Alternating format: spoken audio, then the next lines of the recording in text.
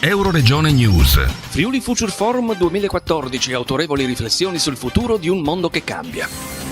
Come cambieranno lavoro, economia, saperi ed etica, tecnologia e trasferimento tecnologico, sanità e salute, gusti ed alimentazione, città e turismo? Le imprese e l'economia delle popolazioni immigrate nelle nostre città, per quanto rimarranno economie extranazionali, estranee alla produzione del PIL locale nazionale? E prima di tutto, come si studia il futuro? Le future leadership nazionali saranno realmente multietniche? E come si formerà la classe dirigente multirazziale del futuro? Tutto è periferia di qualcos'altro o esistono dei centri e delle periferie? Sono queste alcune delle domande da cui si snoderà la riflessione del Friuli Future Forum, la rassegna della Camera di Commercio di Udine per le imprese, il territorio e il futuro dedicato alle visioni e previsioni di futuro nell'economia, nella società e negli stili di vita. Novità di quest'anno è che Friuli Future Forum si snoderà lungo due programmi paralleli, uno nuovamente a Udine tra il 20 ottobre e il 28 novembre e uno a Napoli in contemporanea a Udine per una settimana dal 22 al 28 ottobre.